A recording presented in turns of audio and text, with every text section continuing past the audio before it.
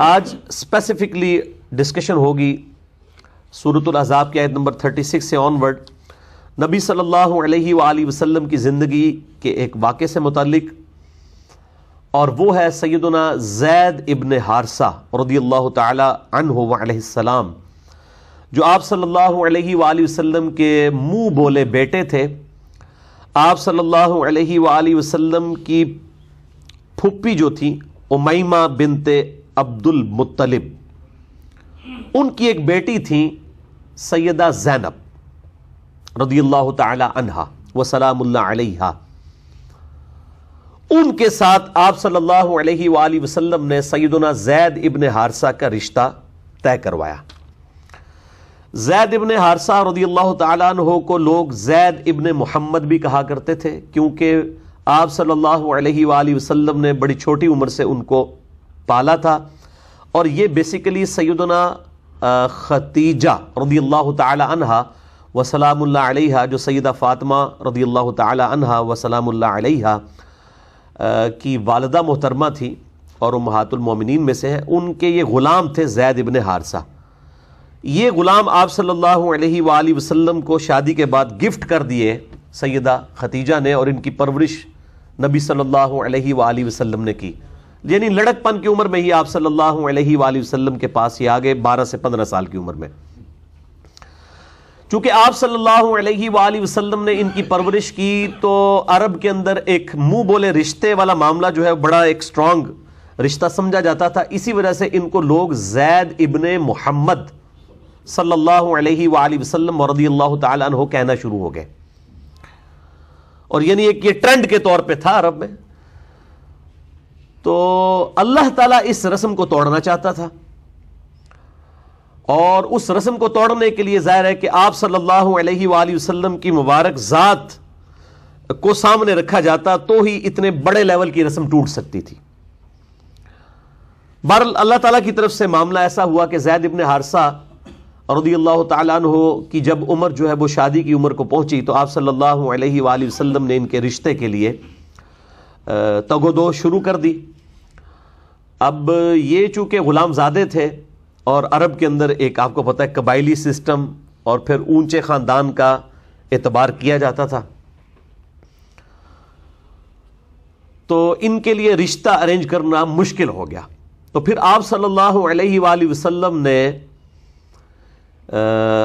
اپنی ذاتی کوشش کے ساتھ سیدہ امیمہ بنت عبد المطلب، جو آپ صلی اللہ علیہ وآلہ وسلم کی پھپھی تھیں، ان کی بیٹی سیدہ زینب رضی اللہ تعالی عنہا وسلام اللہ علیہا کے ساتھ زید ابن حارثہ کے رشتے کی بات چلائی۔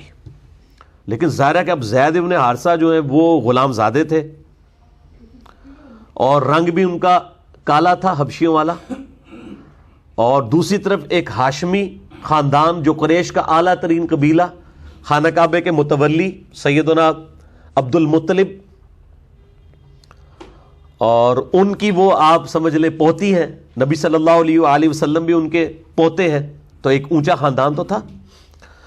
تو وہ لوگ ریلیکٹنٹ ہوئے اس رشتے کو قبول کرنے کے لیے، حالانکہ اللہ کے نبی صلی اللہ علیہ وآلہ وسلم نے رشتہ طے فرمایا،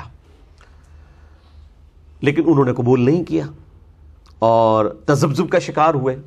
تو اس پہ اللہ تعالیٰ نے پھر بڑی سخت آیات نازل فرمائی قرآن حکیم میں، اور فرمایا کہ جب اللہ اور اس کا رسول عز و جل و صلی اللہ علیہ وآلہ وسلم کسی معاملے میں حکم دے دیں، پھر کسی شخص کی اپنی مرضی نہیں رہے گی، چاہے وہ دنیاوی معاملات سے ریلیٹڈ بھی کوئی معاملہ ہو، پھر کسی اور کی مرضی رہے گی نہیں۔ یہ وہی چیز ہے جو میں اکثر کہتا ہوں، کوئی بیچارہ جوانی کی عمر میں داڑھی رکھ لیتا ہے، ماں باپ کہتے ہیں کہ جی وہ جناب تو نے جوانی میں ہی روگ لگا لیا، پھر لوگ مجھے فون کر کے پوچھ رہے ہوتے ہیں کہ جی وہ ماں باپ اجازت نہیں دے رہے، قرآن حکیم میں ماں باپ کی بڑی تابع فرمان ہونے کا اللہ تعالیٰ نے حکم فرمایا ہے، تو اب ہم ماں باپ کی بات مانتے ہوئے داڑھی مڈا دیں؟ اور کئی بیچاری بچیاں ہیں جو ماں باپ کے کہنے کی وجہ سے پردہ کرنا چھوڑ دیتی ہیں، اور پھر ایسے لوگ وہ ای میلز کے ذریعے رابطہ کرتے ہیں۔ تو میں ان کو یہ بتاتا ہوں، اللہ کے بندو، اللہ اور اس کے محبوب صلی اللہ علیہ وآلہ وسلم کی اطاعت کے اندر اندر ماں باپ کی اطاعت ہے، یہاں تو صحابہ کرام علیہم رضوان کو کہا جا رہا ہے کہ تمہاری اپنی کوئی مرضی نہیں رہے گی جب اللہ اور اس کے رسول صلی اللہ علیہ وآلہ وسلم کوئی حکم ارشاد فرما دیں. تو اب مجھے بتائیں صحابہ کا مرتبہ زیادہ ہے یا ہمارے ماں باپ کا؟ جب صحابہ کی مرضی ختم ہو جائے گی اللہ اور اس کے محبوب صلی اللہ علیہ وآلہ وسلم کے حکم کے مقابلے میں، تو اور تو کسی کی کوئی مرضی کی اہمیت ہی نہیں. حتیٰ کہ صحیح بخاری اور صحیح مسلم کی متفق علیہ حدیث ہے سیدنا مولا علی رضی اللہ تعالیٰ عنہ علیہ السلام سے کہ مخلوق کی اطاعت، آپ صلی اللہ علیہ وآلہ وسلم نے فرمایا کہ معروف کے اندر ہے، معصیت کے اندر کسی مخلوق کی اطاعت نہیں ہے خالق کے مقابلے کے اندر. اور یہ سخت ترین آیات یہاں پہ نازل ہوئی اس اعتبار سے کہ کسی مؤمن اور کسی مؤمنہ دونوں کے لیے یہ چیز شیان شان ہی نہیں ہے جبکہ اللہ اور اس کے محبوب صلی اللہ علیہ وآلہ وسلم کسی بات کا انہیں حکم دے تو ان کی اپنی مرضی بھی کوئی رہ جائے. ان الفاظ کے ساتھ ہی میں آیات بعد میں کور کروں گا، پہلے میں پورا کے پورا واقعہ جو ہے وہ ڈسکس کر لوں. بہرحال آیات نازل ہوئیں تو ظاہر ہے کہ پھر کس کی مجال تھی، وہ رشتہ ایکسیپٹ کر لیا گیا، شادی ہو گئی. لیکن ظاہر ہے کہ وہ جب کف کا فرق آ جائے تو پھر دنیاوی اعتبار سے اس رشتے کا زیادہ دیر چلنا ممکن نہیں تھا. اور وہی ہوا. آپ صلی اللہ علیہ وآلہ وسلم کو آ کر اکثر زید ابن حارثہ یہ شکایت کیا کرتے تھے کہ یا رسول اللہ صلی اللہ علیہ وآلہ وسلم میری بیوی میرے ساتھ صحیح طریقے سے بیہیو نہیں کرتی. ظاہر ہے کہ وہ غلام زادہ ہی ان کو سمجھتی تھیں، خامند ہونے کے باوجود بھی وہ ڈیو رسپیکٹ نہیں دے سکی اپنے آپ کو ہاشمی خاندان سے سمجھتے ہوئے. بہرحال جو بھی تھا، تو آپ صلی اللہ علیہ وآلہ وسلم ان کو سمجھایا کرتے تھے کہ بس اسی طرح صبر و شکر کے ساتھ زندگی گزارو. بہرحال الٹیمیٹلی جب معاملہ بالکل یعنی بگڑ گیا تو طلاق والا معاملہ ہو گیا. اب آپ صلی اللہ علیہ وآلہ وسلم کے لیے ایک بہت بڑا امتحان شروع ہو گیا، کیونکہ آپ نے ہی تو انٹروین کر کے ایک ہاشمی خاندان کی عورت کی شادی کروائی ایک غلام زادے کے ساتھ، اور وہ جوانی میں ہی بیوہ ہو گئی. آپ صلی اللہ علیہ وآلہ وسلم کو اللہ تعالیٰ نے وحی کے ذریعے یہ بات ارشاد فرما دی کہ اس عورت کی اب کمپنسیشن اس طرح ہوگی کہ تمہارا رشتہ یعنی نبی صلی اللہ علیہ وآلہ وسلم کا رشتہ جو ہے وہ سیدہ زینب کے ساتھ کروا دیا جائے. یہ وحی کے ذریعے بتا دیا گیا، لیکن آپ صلی اللہ علیہ وآلہ وسلم نے اس کو ڈسکلوز نہیں کیا پبلک میں. لیکن قرآن حکیم میں انہی آیات میں اس کا اشارہ بھی آ جائے گا کہ آپ صلی اللہ علیہ وآلہ وسلم اپنے دل کے اندر ایک بات چھپاتے تھے اور اللہ اس بات کو ظاہر فرمانا چاہتا تھا. اللہ نے یہ ڈیسیژن کر لیا تھا کہ اللہ تعالیٰ آپ صلی اللہ علیہ وآلہ وسلم کے ذریعے یہ چیز اسٹیبلش کرے گا کہ منہ بولا رشتہ کوئی رشتہ نہیں ہے. اگرچہ سیدہ زینب منہ بولے رشتے کے اعتبار سے آپ صلی اللہ علیہ وآلہ وسلم کی بہو تھی، اور بہو اور سسر ہمیشہ کے لیے حرمت کا رشتہ اسٹیبلش ہو جاتا ہے چاہے بیٹا طلاق بھی دے دے. لیکن چونکہ یہ منہ بولا رشتہ تھا اس لیے اس رشتے کا ہونا یا نہ ہونا برابر ہے، لیکن عرب کے کلچر کے اندر اس کو حقیقی رشتہ ہی سمجھا جاتا تھا. اور اگر یہ معاملہ ہو جاتا کہ آپ صلی اللہ علیہ وآلہ وسلم طلاق کے بعد اپنی منہ بولی بہو کے ساتھ رشتہ کر لے تو ایک ہنگامہ کھڑا ہو جانا تھا. لیکن اب اس رسم کو توڑنے کے لیے بھی ضروری تھا کہ آپ صلی اللہ علیہ وآلہ وسلم کو فرنٹ پہ رکھ کے اللہ تعالیٰ کوئی ایسا معاملہ اسٹیبلش کرتا کہ تاکہ لوگوں کو یقین آ جاتا کہ منہ بولا رشتہ کوئی چیز نہیں ہے. اتنا بڑا واقعہ کیا گیا. اور یہ جو منکرین حدیث ہے نا، ان کے لیے واقعہ جو ہے نا وہ گلے کا پھندا بنا ہوا ہے، کیونکہ وہ اکثر ایسی احادیث جس میں اس قسم کے واقعات آتے ہیں تو وہ نبیوں کی حرمت کے خلاف اس کو سمجھتے ہیں. وہ کہتے ہیں دیکھیں جی نبی کی تو حرمت ہے، اللہ تعالیٰ کبھی بھی ایسا معاملہ نہیں کرے گا. وہ میں آج ڈیٹیل میں نہیں جاتا، میرا ایک یوٹیوب کے اوپر کلپ چڑھا ہوا ہے کیا صحیح بخاری 100% صحیح ہے جو لاکھوں لوگ دیکھ چکے ہیں، اس میں میں نے چند ایک واقعات کو ڈسکس کیا. لیکن یہ واقعہ ان کے گلے میں پھنسا ہوا ہے. اب وہ قرآن پاک میں آ گیا، اس کا انکار تو نہیں کر سکتے. حالانکہ اس کے اوپر بھی سیم ڈاکٹرائن کھڑی کی جا سکتی ہے کہ نبی کی تو ذات بہت اعلیٰ ذات ہے. اللہ تعالیٰ نے اگر رسم ہی ختم کرنی تھی تو کوئی ایک آیت نازل فرما دیتا. آپ صلی اللہ علیہ وآلہ وسلم کی مبارک ذات کو فرنٹ پہ کیوں رکھا گیا؟ تاکہ قیامت تک لوگ باتیں کرتے رہے کہ آپ صلی اللہ علیہ وآلہ وسلم نے نعوذ باللہ اپنی منہ بولی بہو کے ساتھ شادی کر لی ہے. حالانکہ ہمارے عام معاشرے کے اندر بھی جس بچے کو آپ نے بچپن سے لے کے پالا ہو، اس کی پھر آپ خود شادی کروائیں تو ظاہر ہے کہ وہ اس سسر کے لیے وہ بہو کا درجہ ہی رکھتی ہے. یہ بڑا ناممکنات میں سے ہے کہ اس کے ساتھ وہ شادی کر لے. وہ ظاہر ہے کہ اس طرح کی چیز کبھی ڈیولپ ہی نہیں ہوتی ہے، اس کو تو بچے کی نظر سے ہی دیکھا ہوتا ہے. لیکن اللہ تعالیٰ نے یہ معاملہ کیا اور اس میں کوئی نبی کی حرمت بھی کوئی سٹیک پہ نہیں لگی ہے، کیونکہ رسم توڑنی تھی. اتنی بڑی رسم کو توڑنے کے لیے معاملہ کیا گیا. لہٰذا قرآن حکیم میں یہ واقعہ منکرین حدیث کے گلے کا پھندا بن چکا ہوا ہے. اگر یہ واقعہ بخاری اور مسلم میں ہوتا تو انہوں نے مذاق اڑانا تھا، دیکھو جی اللہ نے رسم ہی ختم کرنی تھی، اتنا بڑا واقعہ کرایا، آج تک جناب کافر پہ گلاں کر دینے، سارے اعتراضات کر دینے. تو اللہ تعالیٰ نے اگر رسم ہی توڑنی تھی تو کسی اس طریقے سے توڑ دی. تو یہ اعتراضات وہ کرتے اگر یہ بخاری اور مسلم میں واقعہ ہوتا، لیکن قرآن کے اندر آیا ہوا ہے. اس لیے میں نے جو نبی صلی اللہ علیہ وآلہ وسلم پہ جو جادو ہوا تھا، بخاری اور مسلم میں حدیث ہے، اس کے دفاع میں بھی میں نے اس واقعے کو دلیل کے طور پر کوٹ کیا تھا کہ آپ جو ڈاکٹرائن کھڑی کرتے ہیں تو اصل اصول اور مبادی پہ بات ہونی چاہیے. آپ اگر چھوٹے چھوٹے پک اینڈ چوز کریں تو یقین کریں آپ کبھی بھی بات ہی نہیں کر سکتے کسی کے ساتھ.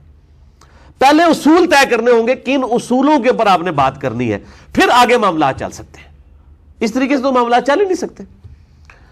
بہرحال طلاق دے دی سیدنا زید ابن حارثہ رضی اللہ تعالیٰ عنہ نے، اور یہ واحد صحابی ہیں زید ابن حارثہ جن کا نام قرآن میں آیا ہے.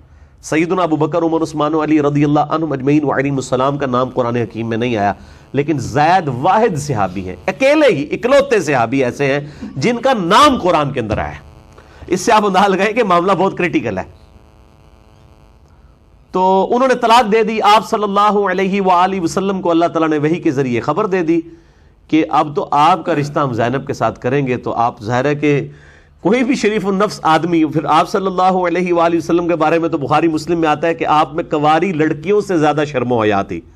جس شخص کے اندر کنواری لڑکیوں سے زیادہ شرم و حیا ہو اور اس کو یہ بات بتائی جائے کہ پورے عرب کے کلچر کے ساتھ آپ کو اب جو ہے وہ سامنا کرنا پڑے گا اپنے منہ بولے بیٹے کی طلاق یافتہ بہو کے ساتھ آپ کی شادی ہم کروائیں گے، تو آپ صلی اللہ علیہ وآلہ وسلم اس حوالے سے جو ہے وہ پریشان تھے.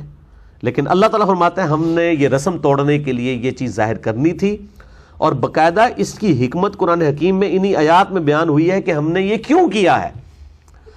اور اللہ تعالیٰ فرماتا ہے کہ اس سے پہلے بھی ہماری یہ سنت رہی ہے کہ ہم نے نبیوں کے ذریعے بڑی بڑی رسومات کو توڑا ہے. لہٰذا اگر آپ صلی اللہ علیہ وآلہ وسلم کی عزت اور ناموس اس حوالے سے کافروں کے لیے اعتراض کا سبب بن جائے تو آپ نے ٹینشن نہیں لینی. یہ اللہ تعالیٰ کی سنت ہے، اس کی مرضی، جو مرضی وہ کرے. ظاہر ہے کہ جب اللہ تعالیٰ کی طرف سے تسلی ہوگی تو پھر نبی صلی اللہ علیہ وآلہ وسلم نے بھی اس معاملے میں استقامت کی، اور سیدہ زینب جو ہے وہ آپ کے نکاح میں آ گئیں، اور دنیاوی طور پہ آپ کا کوئی نکاح اس روئے ارض پہ نہیں ہوا. اور یہی وجہ ہے، صحیح بخاری میں حدیث ہے، سیدہ زینب رضی اللہ تعالی عنہا وسلام اللہ علیہا باقی امہات المومنین پر یہ فخر فرمایا کرتی تھی کہ تم ساری بیویوں کا نکاح دنیا میں ہوا ہے، اور میرا نکاح اللہ تعالیٰ نے 7 آسمانوں کے اوپر کیا ہے اپنے محبوب صلی اللہ علیہ وآلہ وسلم کے ساتھ. یہ صحیح بخاری میں حدیث موجود ہے. فوق 7 السماوات،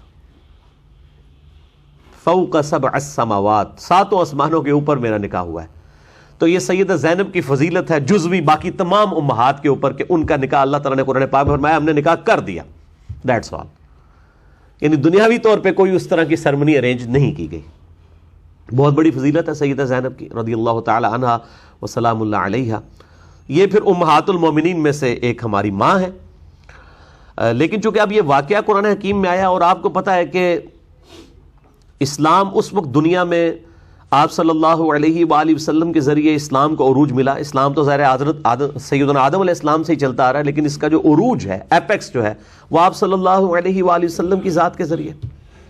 آپ صلی اللہ علیہ وآلہ وسلم کے دنیا میں مبعوث ہونے سے پہلے ہزاروں سال کی انسانی تاریخ کے اندر آپ دیکھتے ہیں کہ کفار بادشاہ جو ہیں وہ اپنی عبادت کروایا کرتے تھے، اور ایک جسے کہتے ہیں نا کہ ایک مذہبی جبر کی کیفیت تھی.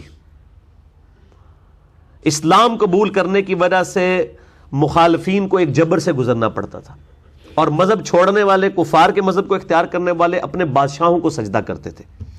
لیکن آج امریکن پریزیڈنٹ ٹرمپ کو کوئی سجدہ نہیں کرتا، چاہے وہ مسلمان ہیں یا نہیں ہے، کوئی سجدہ ان کو نہیں کرتا.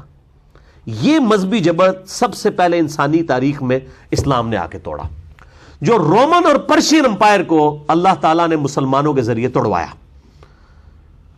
3 براعظموں میں پھیلی ہوئی رومن امپائر اکھاڑ کے رکھ دی اللہ تعالیٰ نے. اور میری اس کے اوپر یوٹیوب کے اوپر کافی یعنی ویڈیوز ہیں. کبھی حال ہی میں ہم نے ربیع الاول کے اندر ہی ایک میری پرانی ویڈیو کا کلپ تھا، مسئلہ نمبر 143 کا، نبی صلی اللہ علیہ وآلہ وسلم کا انقلاب 17 سال کے اندر. کمیونزم، سوشلزم، اس سے پہلے بھی آپ دیکھ لیں، رومن امپائر ہو، پرشین امپائر، بڑے بڑے جو سلطنتیں اور انقلابات تھے وقت کے ساتھ ختم ہوتے چلے گئے. لیکن آپ صلی اللہ علیہ وآلہ وسلم کا انقلاب بڑے مختصر عرصے میں آیا، اور اس بڑے لیول پہ کہ آج 1400 سال گزر چکے ہیں آپ صلی اللہ علیہ وآلہ وسلم کو دنیا سے گئے، لیکن آج بھی دنیا کے ہر خطے کے اندر اذان دی جاتی ہے، نماز پڑھی جاتی ہے، گلی گلی انقلاب نظر آتا ہے نبی صلی اللہ علیہ وآلہ وسلم کی وہ لائی ہوئی تبدیلی کا. تو رومن اور پرشین امپائر کو الٹ دینا، دونوں سپر پاورز کو، صرف 17 سال کے اندر، 1 ہجری سے لے کر 17 ہجری تک، اتنے بڑے لیول کا انقلاب انسانیت کی تاریخ میں نہ پہلے آیا نہ کبھی بعد میں آئے گا. تو ظاہر ہے جس انقلاب نے اس لیول سے دنیا بدل دی کہ اس کے بعد اب کافر اگر حکومت میں بھی آئے تو انہوں نے اپنی عبادت نہیں کروائی جس طرح فرعون کروایا کرتے تھے اور رومن امپائر کے بادشاہ کروایا کرتے تھے. مذہبی جبر ہمیشہ کے لیے اکھاڑ کے پھینک دیا نبی صلی اللہ علیہ وآلہ وسلم اور آپ صلی اللہ علیہ وآلہ وسلم کے جانثار صحابہ کرام علیہم رضوان و علیہم السلام کے ذریعے اللہ تعالیٰ نے. اور میں پھر بات کروں گا کہ عمر سیریز جو قطر والوں نے فلم بنائی ہے 30 اقساط کے اوپر، اس میں انہوں نے یہ انقلاب دکھایا ہے، کمال کر دیا. سیدنا عمر فاروق رضی اللہ تعالیٰ عنہ و علیہ السلام کے اعلان، یعنی آپ صلی اللہ علیہ وآلہ وسلم کے اعلان نبوت سے 6 سال پہلے سے لے کر سیدنا عمر کی شہادت تک آپ کو سینٹرڈ کرتے ہوئے عربی کے اندر انہوں نے 30 اقساط کے اوپر فلم بنائی ہے عمر سیریز. اس میں سارے کا سارا انقلاب دکھایا. آپ صلی اللہ علیہ وآلہ وسلم کو تو نہیں دکھایا گیا، لیکن باقی اصحاب کو سینٹرڈ کر کے بہترین انداز میں اتھینٹک جو اسلامک ہسٹری ہے، جس میں انہوں نے پھر غزوہ بدر، غزوہ احد، اسی طریقے سے صلح حدیبیہ اور فتح مکہ، اور اس کے بعد پھر رومن امپائر جو گری جنگ یرموک میں، اس کے بعد جنگ قادسیہ میں جو پرشین امپائر گر گئی، یہ ساری کی ساری جنگیں جو ہیں وہ دکھائی ہیں، کمال کر دیا. بہرحال جب اس بڑے لیول کی تبدیلی جس ریلیجن نے لائی ہو تو اس کے دشمن بھی اسی بڑے لیول پہ ہوں گے. انہی دشمنوں نے پھر جھوٹی اور جعلی روایات گھڑنی شروع کر دی پروفٹ صلی اللہ علیہ وآلہ وسلم کی پرسنالٹی کو ملائن کرنے کے لیے. کیونکہ اگر آپ صلی اللہ علیہ وآلہ وسلم کی مبارک ذات ملائن ہوتی ہے، ان کو بدنام کیا جاتا ہے، تو ظاہر اسلام کی تو پوری کی پوری عمارت ہی آپ صلی اللہ علیہ وآلہ وسلم کی مبارک ذات پہ کھڑی ہے. اس قرآن کی بھی تو اتھینٹسٹی آپ کی زبان مبارک ہی ہے، پورے کا پورا ریلیجن آپ کی ذات کے اوپر ہے صلی اللہ علیہ وآلہ وسلم. تو انہوں نے پھر اس قسم کے واقعات گھڑنے شروع کیے اور ان کو کتابوں میں داخل کرنے کی کوشش کی، پبلک کے اندر مشہور کر دیا، کہ جس کی وجہ سے آپ صلی اللہ علیہ وآلہ وسلم کی شخصیت ملائن ہو جائے، آپ کا کریکٹر ملائن ہو جائے. وہ شخصیت جس نے آ کر حیا کے حوالے سے جو ہے وہ ریلیجن میں ایسی ایپیکس کے اوپر تعلیمات دیں کہ بے حیائی کو، جس کو کہتے ہیں نا نتھ ڈالنے والی بات، حالانکہ پہلے ایسا نہیں تھا معاملہ، لیکن اس قدر یہاں تک فرما دیا، بخاری مسلم کی حدیث ہے کہ دیور بھی موت ہے. اس لیول کے اوپر حیا کا جہاں پہ اہتمام کیا جاتا ہو، تو ظاہر ہے کہ جو لوگ بے حیائی کو دنیا میں پریویل کرنا چاہتے ہیں، شیطان اور اس کے ایجنٹ، قرآن حکیم میں آیا کہ شیطان اور اس کے ایجنٹ تو چاہتے ہیں کہ مسلمانوں میں بے حیائی پھیلے. مسئلہ نمبر میرا 106 آپ دیکھ لیں، کالج کے لڑکے اور لڑکیوں کی ڈیٹس پہ ملاقاتیں، یہ اس کا ٹاپک ہے. اور مسئلہ نمبر 155 میرا سیکس کے اوپر، اس میں نے یہ ساری چیزیں کھول کے بیان کی ہیں. اس کے علاوہ بھی ہے مسئلہ نمبر 161A غض بصر، نظر کی حفاظت کے اعتبار سے، اور 161B جو ہے وہ عورتوں کے حجاب اور پردے کے اعتبار سے. اس میں نے کافی ڈیٹیل احادیث اور قرآن حکیم سے آیات پیش کی ہیں اس حوالے سے. تو انہوں نے کہا کہ آپ صلی اللہ علیہ وآلہ وسلم کی شخصیت کے بارے پہ ایسے بہتان لگائے جائیں کہ آپ صلی اللہ علیہ وآلہ وسلم کا کریکٹر بدنام کیا جائے، معاذ اللہ، کہ آپ صلی اللہ علیہ وآلہ وسلم کی زندگی میں بھی حیا سوز قسم کی کوئی واقعات انجیکٹ کر دیے جائیں، اور وہ پھر واقعات ظاہر ہے کہ وہ ہماری تفسیر کی کتابوں کے اندر بھی آ گئے. الحمدللہ احادیث کی کتابوں میں نہیں آئے، کیونکہ احادیث میں بہرحال جان پھٹک کی جاتی ہے صحیح اور ضعیف کے اعتبار سے. تفسیر کی کتابوں کے اندر، تاریخ تبری کے اندر، تفسیر تبری کے اندر اس طرح کے واقعات آئے. اور پھر اس قسم کے واقعات تصوف کی کتابوں کے اندر بھی، خصوصاً کشف المحجوب کے حوالے سے میرے کہ یہ کلپس بھی ریکارڈڈ ہیں اور میں نے لیکچر بھی ریکارڈ کروایا ہے، اس کتاب کے اندر بھی صحب اور سکر کی بحث میں اس طرح کے واقعات سیدنا زید ابن حارثہ کی بیوی کے ساتھ نعوذ باللہ من ذالک ایک جھوٹا سکینڈل گھڑا گیا کہ آپ صلی اللہ علیہ وآلہ وسلم کو نعوذ باللہ ان کی ایک دفعہ نگاہ جو ہے وہ زید ابن حارثہ کی بیوی پہ پڑ گئی، تو آپ کے دل میں ان کے لیے جو ہے وہ کوئی ایسے جذبات پیدا ہوئے، تو اللہ تعالیٰ نے ان جذبات کی قدر کرتے ہوئے، اب دیکھیں نا کیسی، جس کو کہتے ہیں نا کہ وہ میٹھی پوڑی کے اندر اتنے گستاخانہ واقعہ انجیکٹ کیا کہ جی وہ تو اللہ نے تو اپنے نبی کی قدر کی ہے، جی اس میں کون سا گستاخانہ واقعہ ہے. لیکن آپ دیکھیں کتنے غیر محسوس طریقے سے گستاخی انجیکٹ کر دی کہ نبی کی چونکہ نگاہ پڑ گئی تو نبی صلی اللہ علیہ وآلہ وسلم، حالانکہ یہ نہیں پتا کہ نبی صلی اللہ علیہ وآلہ وسلم کی جس نبی کی تعلیم ہے کہ اگر نگاہ پڑے تو ہٹا لو، اور صحیح مسلم میں حدیث ہے اگر کسی غیر عورت پر نگاہ پڑے تو اپنی بیوی کے پاس جاؤ، اس کے پاس بھی وہی کچھ ہے جو اس کے پاس ہے. جو نبی یہ تعلیم دے رہے ہیں اور پریکٹیکلی کر کے بھی دکھا رہے ہیں، انہوں نے یہ معاملات کرنے تھے. اور پھر جی وہ دل میں گھر کر گئی ان کی محبت، نعوذ باللہ من ذالک، تو اللہ نے اپنے نبی کا ریگارڈ کیا. اب دیکھیں آپ، اللہ تعالیٰ کے بارے میں بھی حیا سوز واقعہ بیان کر دیا کہ اللہ تعالیٰ بھی نعوذ باللہ اس قسم کی بے حیائی کو کوئی نعوذ باللہ پروموٹ کرتا ہے. تو وہ ان کے دل میں گھر کر گئی، تو اللہ تعالیٰ نے پھر وہ زید ابن حارثہ کے دل میں نفرت ڈال دی سیدہ زینب کی، اللہ نے ڈال دی. حالانکہ میں نے بتایا کہ وہ تو ہاشمی اور غلام زادہ، وہ والا فرق تو آج بھی موجود ہے، آپ دیکھ لیں. وہ سٹیٹس کف بھی ایک ہی نہیں تھا، وہ یہ وجوہات تھی، تو وہ اس کی وجہ سے ان پہ حرام ہو گئی، تو انہوں نے طلاق دی، بعد میں شادی کر دی. اور پھر اس کے بعد انہوں نے کہا کہ جو اسی حوالے سے جو تصوف کے ہاں جو ہے سکر کا ایک کانسیپٹ پایا جاتا ہے، وہ بھی اسی کیٹیگری کے اندر فال کرتا ہے.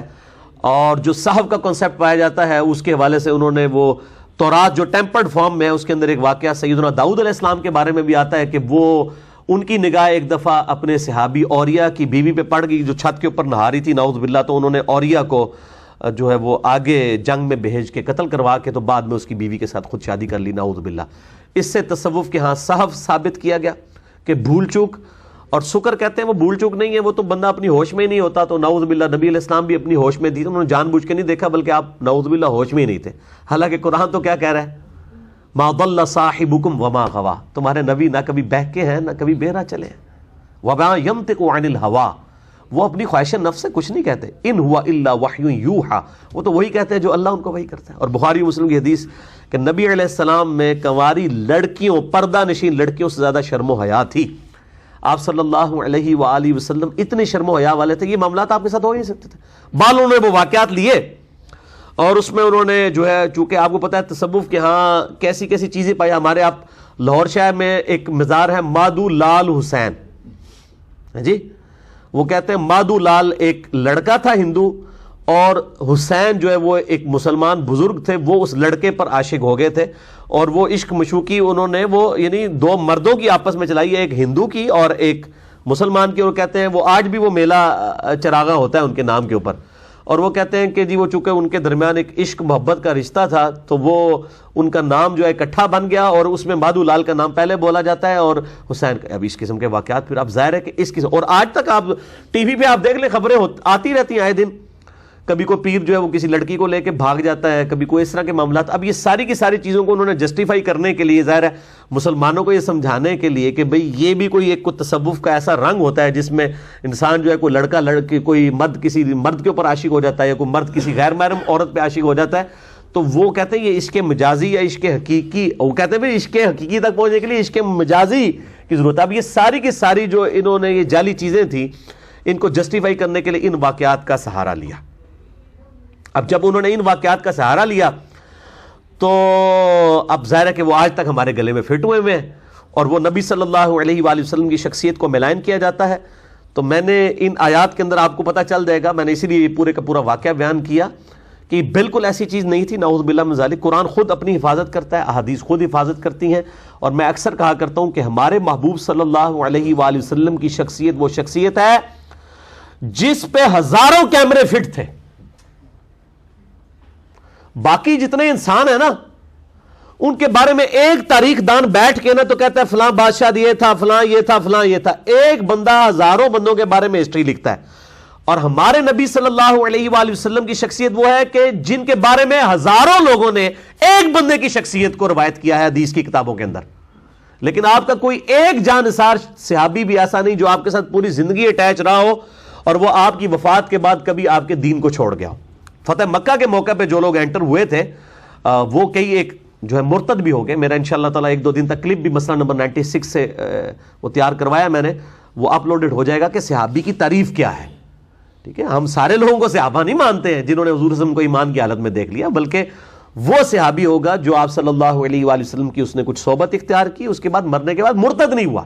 ورنہ کئی صحابہ تو حضرت ابوبکر کے خلاف منکرین زکوٰۃ بن گئے، مسلمہ کذاب کے ساتھ جا کے مل گئے۔ بخاری و مسلم میں حدیث ہے کہ ایسے لوگ جب میرے حوض کوثر پہ لائے جائیں گے، میں کہوں گا یا ربی اصحابی اصحابی، اے میرے رب یہ میرے صحابہ ہیں، تو اللہ تعالیٰ کہا آپ کو نہیں پتا آپ کے بعد انہوں نے دین کو چھوڑ دیا تھا، دین سے الٹے قدم پھر جائیں گے، پھر گئے تھے۔ تو میں کہوں گا سحقا سحقا لمن غیر بعدی، ان پر پھٹکار ہو جنہوں نے میرے بعد میرے دین کو بدل دیا۔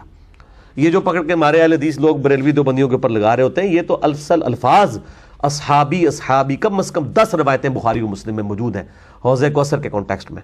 خیر یہ الگ سے انشاءاللہ کلپ ایک آدھ دن میں اپلوڈ ہو جائے گا، وہ کلپ تیار ہو گیا تقریباً 12-13 منٹ کا، مسئلہ نمبر 96 عظمت صحابہ، رد المنافقین اور سنی شیعہ کے اختلاف کا تحقیقی جائزہ۔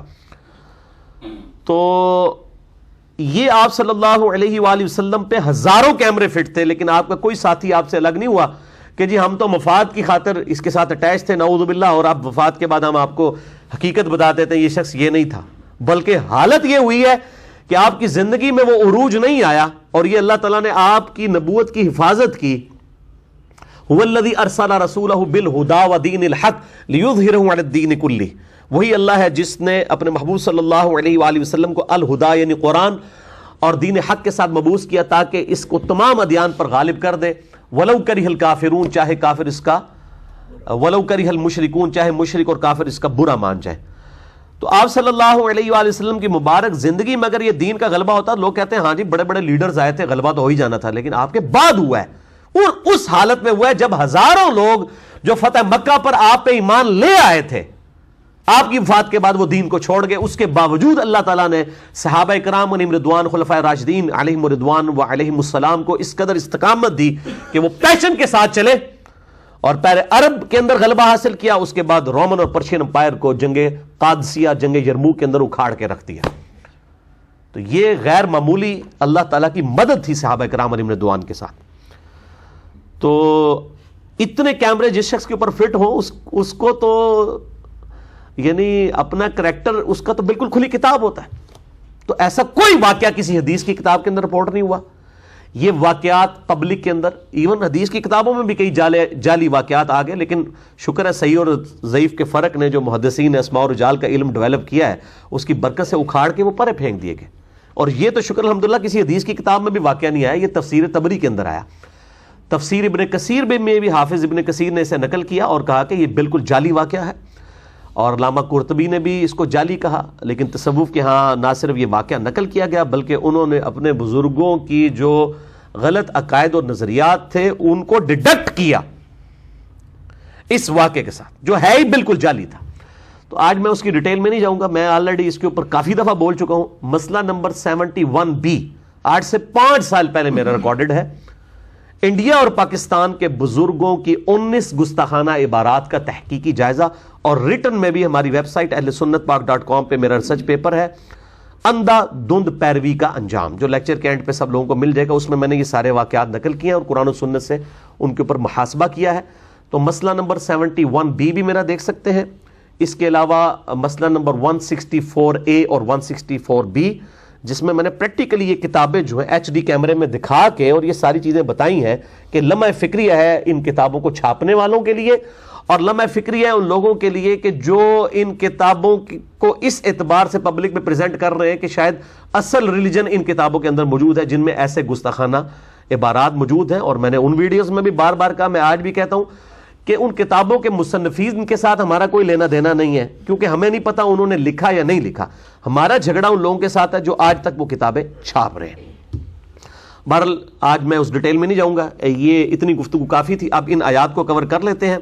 سیدہ زینب اور رضی اللہ تعالی عنہا و سلام اللہ علیہا کے اعتبار سے، اعوذ باللہ من الشیطان الرجیم، سورۃ الاحزاب آیت نمبر 36، وما کان للمؤمن، کسی مؤمن کے لیے شایع نہیں ہے، ولا مؤمنۃ، اور نہ ہی کسی مؤمن عورت کے وہ یہ زیب دیتا ہے، اذا قضى اللہ ورسولہ امرا، کہ جب اللہ اور اس کا رسول کسی معاملے میں فیصلہ فرما دے، حکم دے دے، ان یکون لہم الخیرۃ من امرہم، کہ انہیں اس معاملے میں اپنا بھی کوئی اختیار رہ جائے، کیونکہ النبی اولیٰ بالمؤمنین من انفسہم وازواجہ امہاتہم، نبی صلی اللہ علیہ وآلہ وسلم مومنین کے اوپر ان کی جانوں سے بڑھ کر حق رکھتے ہیں، اور نبی کی بیویاں امت کی مائیں ہیں، تو کیسے یہ مومن مرد اور مومن عورت کے پاس کوئی اختیار رہ جاتا ہے جب اللہ اور اس کے محبوب صلی اللہ علیہ وآلہ وسلم کسی معاملے میں حکم دے دیں؟ وَمَن يَعْصِ اللَّهَ وَرَسُولَهُ فَقَدْ ضَلَّ ضَلَالًا مُبِينًا، جو کوئی اللہ اور اس کے رسول کی معصیت کرے گا، نافرمانی کرے گا، وہ گمراہ ہوا اور گمراہی میں بھی دور جا پڑا۔ تعویل خاص کے اعتبار سے یہ سیدہ زینب کے حوالے سے ان کے خاندان کے لوگوں کو تنبیہ کی جا رہی ہے، ہم تو کسی کھاتے میں نہیں ہے کہ جو اللہ اور اس کے رسول کی نافرمانی کرے وہ گمراہ ہو گیا، ہم لوگ کس کھاتے کے اندر؟ وَإِذْ تَقُولُ لِلَّذِي أَنْعَمَ اللَّهُ عَلَيْهِ، اور یاد کرو وہ وقت جب تم اس شخص کو فرماتے تھے اے نبی صلی اللہ علیہ وآلہ وسلم کہ جس پر اللہ نے انعام کیا، وَأَنْعَمْتَ عَلَيْهِ، اور جس پہ آپ نے بھی انعام کیا تھا، یعنی آپ نے بچپن سے لے کے اس کو پالا۔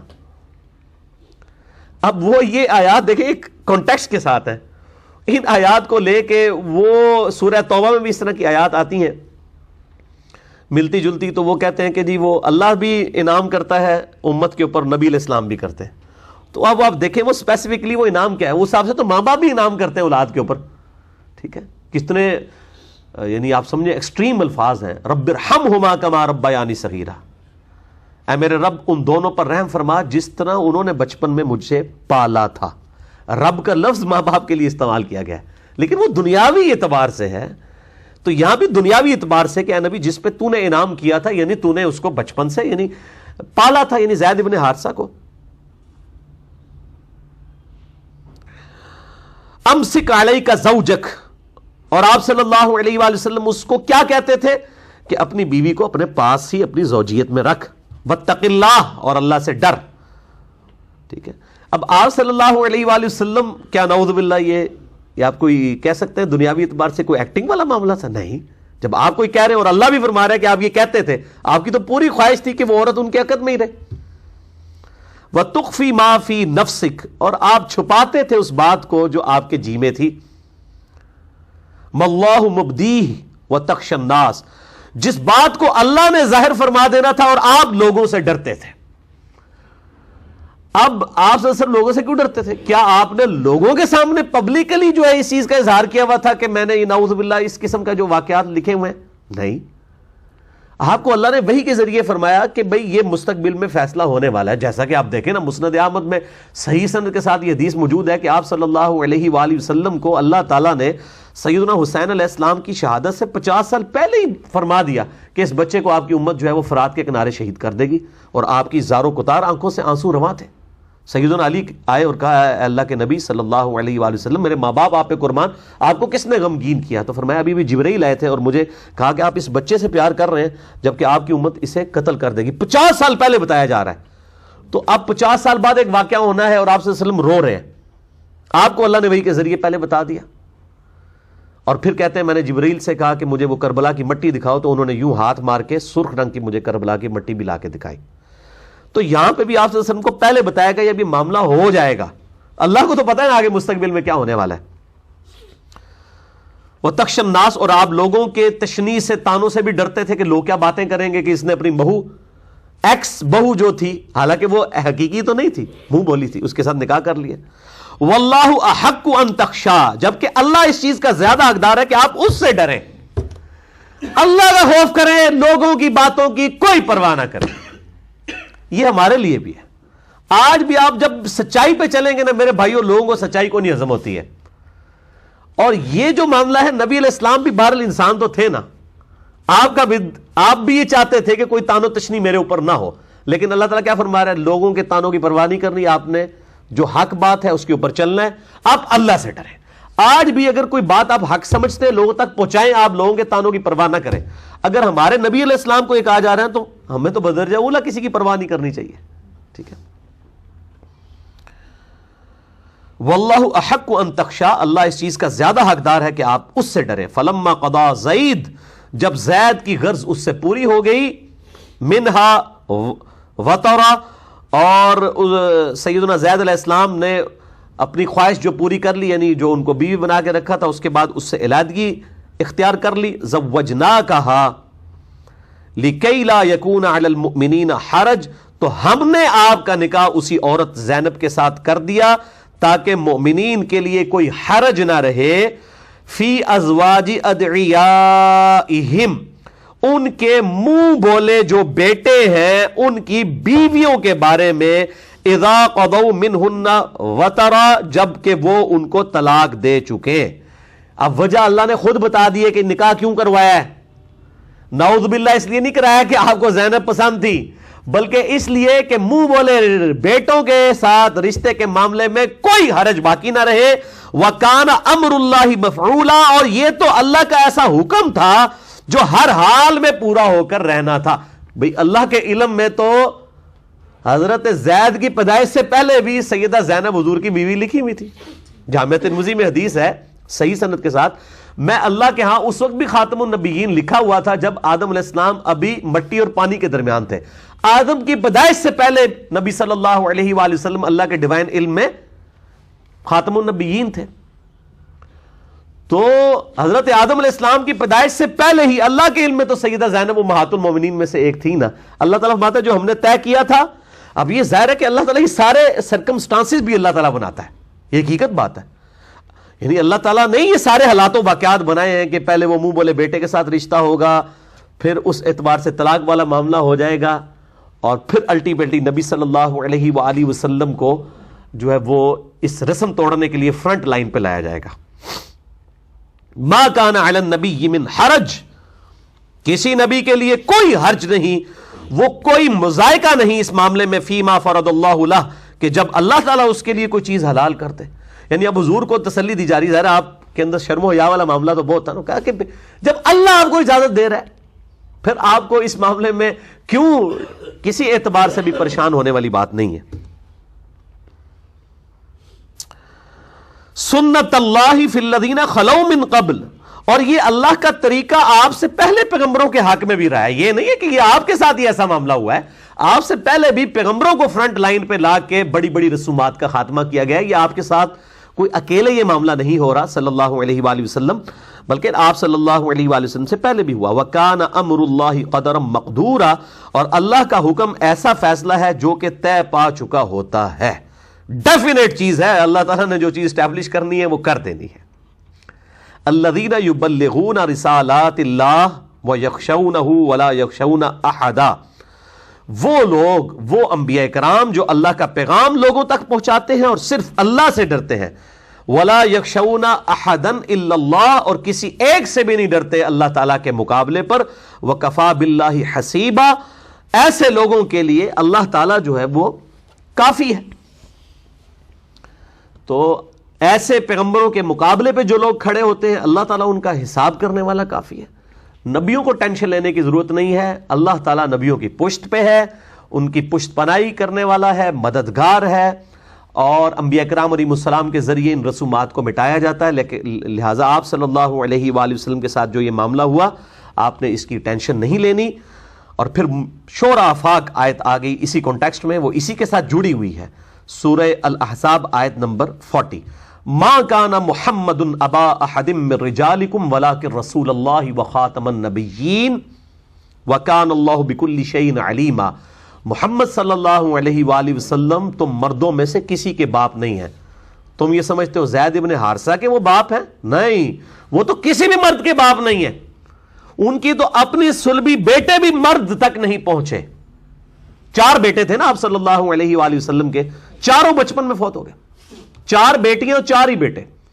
4 بیٹے سیدہ خدیجہ سے 3 بیٹے ہوئے، سیدنا قاسم، طاہر اور طیب رضی اللہ عنہم اجمعین وعلیہم السلام، اور سیدہ ماریہ قبطیہ سے سیدنا ابراہیم علیہ السلام پیدا ہوئے. یہ 4 بیٹے تھے، لیکن کوئی بھی جوانی کی عمر کو نہیں، بچپن میں ہی فوت ہو گئے. اور ظاہر اس میں حکمت تھی کہ اگلے نبیوں کے بچے جب جوان ہوتے تھے وہ ان کے نائب بنا کرتے تھے. حضرت ابراہیم علیہ السلام کا بیٹا بھی پیغمبر، پوتا بھی، پڑپوتا بھی. تو ہمارے نبی صلی اللہ علیہ وآلہ وسلم کا کوئی بچہ جوانی کی عمر کو پہنچتا تو آپ صلی اللہ علیہ وآلہ وسلم کی یہ شان کا تقاضا تھا کہ اسے بھی پیغمبر بنایا جاتا. لیکن دوسری طرف ختم نبوت کا تقاضا یہ تھا کہ وہ پیغمبر نہ ہوتا. تو اللہ تعالیٰ نے درمیانی حل کیا نکالا؟ کو بچہ جوان ہی نہیں ہوگا آپ کی زندگی میں. یہ حکمت میں آپ کو بتا رہا ہوں. ختم نبوت کا یہ تقاضا تھا کہ آپ کا کوئی بچہ مرد جو ہے وہ نہ بنتا، بلکہ بچپن ہی میں، لڑکپن میں ہی وہ فوت ہو جاتا. بڑی چھوٹی عمر میں یہ سارے بچے فوت ہو گئے. تو اس وجہ سے آپ صلی اللہ علیہ وآلہ وسلم کسی مرد کے باپ نہیں ہیں. زید ابن حارثہ کیا، وہ تو اپنے بھی جو بچے ہیں وہ بھی مرد تک نہیں پہنچے، ان کے بھی باپ اس اعتبار سے کسی مرد کے باپ نہیں ہیں. ولیکن رسول اللہ، بلکہ وہ تو اللہ کے رسول، وخاتم النبیین، اور نبوت کی مہر ہے. اور مہر ہمیشہ ڈاکومنٹ کے اینڈ پہ لگائی جاتی ہے. سیل آف دا پروفٹ ہے کہ اب اس ڈاکومنٹ میں کوئی چیز ایڈ نہیں ہو سکتی. قرآن میں تو خاتم کا لفظ آیا اور صحیح مسلم میں خاتم کا لفظ آیا، یعنی ختم نبوت بھی آپ پر ہو گئی. وَكَانَ اللَّهُ بِكُلِّ شَيْءٍ عَلِيمًا، اور اللہ تعالیٰ نے ہر چیز کو اپنے علم سے گھیرا ہوا ہے. اب یہ آیت ایسی ہے کہ جس کے اوپر گھنٹوں بولا جا سکتا ہے، لیکن میں الحمدللہ اس کے اوپر آلریڈی جو قادیانیوں نے ایک فتنہ کھڑا کیا ہے خاتم اور خاتم کے لفظ کے اعتبار سے، مسئلہ نمبر 40 میرا ریکارڈڈ ہے، اس کو 40 نمبر مسئلہ اسی آیت نمبر 40 کی نسبت سے ہی قرار دیا گیا تھا.